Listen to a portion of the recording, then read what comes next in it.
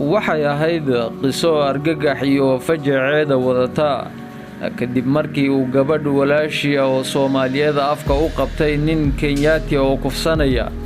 iyadoo waliba ku qaylinaysa la tolbeelayay war miyaadan Soomaali ahayn dadkuna wada qaxooti ka soo qaxay dilka baahsan ee ka socda dalkeena hooyo sanadku markuu ahaa 1992 waxay ahayd goor habeen saacaduna ku taagnayd abaaro 11 fiidnimo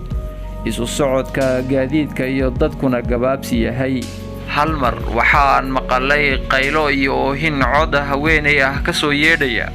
oo meel aan saas nooga fogeynaan ka maqalay oo ay ku qaylinayso anigoo aad uga naxay qayladaasi markaasi ka soo yeedhay gabadhaasi walaashay ee Soomaaliyeed maadaama aynan lahayn sharci aan ku joogno wadankaasi Kenya ayaa hal mar intaan isfiirinay anagoo cadho iyo murugo indhahanaga ka muuqato haddana waxaa xubin walba oo ka mid ah jirkaygu diiday inaan sii fadhino maadaama codkaanu maqalnay uu ahaa gabar Soomaaliyeed oo waliba ku qaylinaysa tolbeelayay yaa Soomaaliyay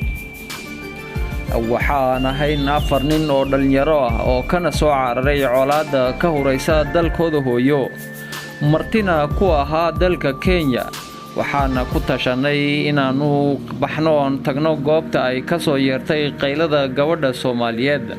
oo markaa qiyaas ahaan inoo jirta wax ka yar 50 ilaa 30 mitir balse waxaan go'aansanay in raggu kala haro oo qaarkeen ay galaan wixii Allah u qoro asoona difaacan gabadha walaashooda ee Soomaaliyeed waxaa baxay 2 nin oo ka mid ahaa aniga hadda qoraalka idiin qoraya ayuu yidhi balse waxaan la kulanay wixii aan ka baqaynay oo ahaa inaan goobta qayladu ka soo baxaysa aan ugu tagno 4 askari oo Kenyaati ah oo markaasi 2 caruur ah iyo islaam waayeel ah qori ku hayaan 2 ka mid ahna gabadha jilbaha ku haysa dhexdooda ku hayaan oo ay isku dayayaan inay xoogaan kadib intaan isfiirinay ayaa waxaan ku hadallaan garan weynay meel oo laabtana ma jirin wadada kaliya oo noo furayd waxay ahayd gabadhaasi Soomaaliyeed inaanu ka soo badbaadino meesha waxaa sidoo kale indhahayagu qabteen 2 askari ee jilbaha dhulka u yaalaan midka xiga dhanka madaxa gabadha Soomaaliyeed inuu xoog ku hayo labadiisa gacmood afka gabadha Soomaaliyeed af Soomaalina uu ku leeyahay Naya Amos halkan Kenya ayaa la dhahaa Soomaaliya ma aha kufsiguna caadi buu ka yahay durbo qaylo ayaan afka furanay waxaana ku cararnay dhankii labadii taagneed ee qoryaha haysatay askarta xoogaysay gabadha Soomaaliyeed waxaa kicinay buuq iyo sawaxan waxaa geesna loogu bixiyay labadii caruurta ahayd iyo islaantii waayeelka ahayd meesha ay joogeen waxaa sii badatay sawaxanka iyo qaylada iyo buuqa meesha ka furmay kadib dadkii isu soo baxay dadkii xaafadda deganaa oo nooc walba leh haba badnaadaan dad Soomaaliyeed oo markii horeba maqlayay qaylada gabadha Soomaaliyeed balse ka cabsanayay dhibaato iyaga laftooda soo gaadha kadib markii ay dadkii isu soo baxeen arintuna xadhka goosatay ayaa gabadhii ay doonayeen inay xoogaan iyadana geesteenii aan taagnayn loo soo tuuray oo lagu wada qabtay qoryihii alxamdulillah baan hoosta ka nidhi maadaama marba gabadhii la xoogayay aan fashilnay aniga iyo saaxiibkay gabadha waxaan ku niri walaal wax miyaa ku gaaray maya ayuu hadalkeedii ka mid ahaa waad iga soo gaarteen mar labaad waxaan hoosta uga xamdinay Allah subhanahu wa ta'ala kadib waxaa dhacay in askartii uu indhaha ka galay nin hotel ku dhawaa guriga deganaa oo laakiin ahaa reer Mandera mar dambana naloo sheegay inuu madax ka ahaa maxkamadda Mandera ayaa indhaha kaga dhacay waa siday hadalka u dhigeen kooxdii burcada ahayd balse ku labisnayd direyska booliska Kenya waxaa go'aan lagu gaaray in annagana naloo dhaadhiciyo xabsiga gabadhiina la sii daayo iyo islaantii waayeelka ahayd annagana halkaasi naloogu dhaadhiciyo xabsiga maadaama aanu ahayn bilaa sharci ammaan lahayn wax sharci oo aan ku joogno dalkaasi Kenya 3 maalmood kadib gurmad farabadan iyo laaluush la bixiyo waxaa suura gashay aniga iyo saaxiibka inaan xabsiga dibadda uga soo baxno oo nala soo siidayo oo aan dib u helno xorriyadeennii. waxaa aad iyo aad uga naxnay dadka badankiisana aad la yaabi doontaan kana fajaci doontaan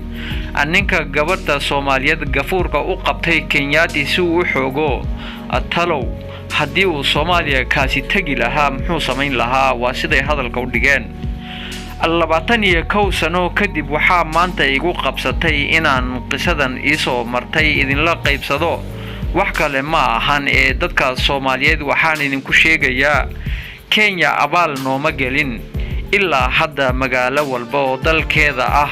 sidaas ayay ula dhaqmaan dadka Soomaaliyeed. intaas waliba kuma joogsanin intii ay ku filaan weyday dhibaatada ay dadka Soomaaliyeed ee wadankeeda gudaheeda joogo ay ku haysato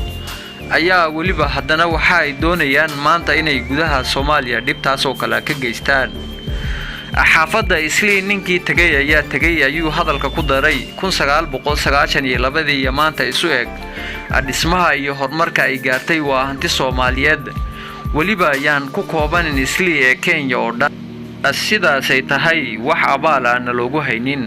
oo ay noo dheer tahay bahdil kufsi iyo xarig joogto ah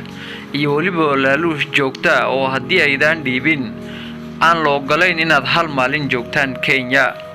Soomaali wax walba oo dhex mara waa Soomaali marnaba kala ma tagayaan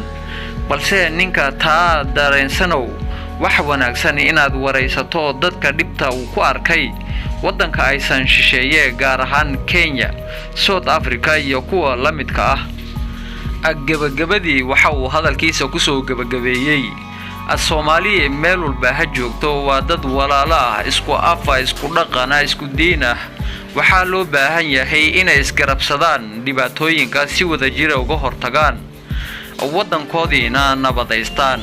halka maanta la wada ogsoon yahay Soomaali badankeed inayna maanta wadankoodii hooyo ayna ku qabin kalsooni. wadayaal taasi waxay ahayd gabagabadii qisadii ka dhacday Kenya iyo sidii loola dhaqmi jiray wadankaasi Kenya dadkii Soomaaliyeed ee u qaxay waagaasi ilaa iyo waqti xaadirkan aan taaganahay. daawadayaal anagoo ah akhbaarta TV waxaan idinkaga mahadcelinaynaa la socodkiina. waxaan idinka codsanaynaa haddiidaan nala socon inaad na soo raacdaan haddaad nala socotaan inaad like-na siisaan. anagoo akhbaarta TV oo isku duuban waxaan kaga tegaynaa sidaas iyo ammaano.